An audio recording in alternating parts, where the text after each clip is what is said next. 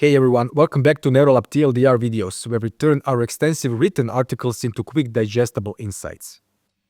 Today we are talking about the real taboo in tech, cash flow. In shaky times, your job and team survival depend far more on smart cash flow management than flashy perks or high-profile hires. Let me tell you how to keep things steady and your team thriving. The tech world is messy right now. We are witnessing layoffs at Tesla and Google, financial pains at Dropbox, and turmoil at various fintech firms. What do they all have in common? Poor cash flow management. A decade of free money made the industry smug, prioritizing growth at all costs over the reserves. But now, with ever-growing inflation and extra profit taxes looming, it's time to focus on smarter financial practices and expand your cash cushion. And what is the right size for your safety net? Saving every cent can stifle growth. You miss out on new clients, products, or skills. But overinvesting can leave you unable to pay salaries when something unpredictable happens.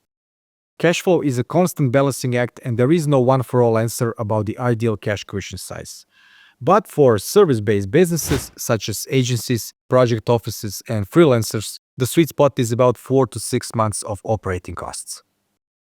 Okay, this all sounds peachy on paper, but how do you become a master slackliner in the real world? Here are 6 practical steps to help you manage cash flow like a pro and keep your business steady even when the markets are shaky.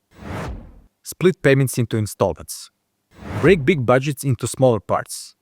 Think of IKEA's 24 installment plan. It makes payments easier and collections more efficient. Charge more upfront. Projects require the most effort early on, so budget heavier installments at the start to cover major workloads and build a reserve. Tie payments to phases. Connect payments to clear project stages. No payment, no progress to the next phase. Use fixed monthly terms for slow clients. If the client is indecisive, set predictable monthly payments instead of tying them to project phases. Frequent billing for new clients. For time-based work, bill weekly at first to determine client's reliability. Then move to monthly invoicing once trust is established. Retain ownership until full payment. Transfer intellectual property rights only after all payments are made. Protect what you've created.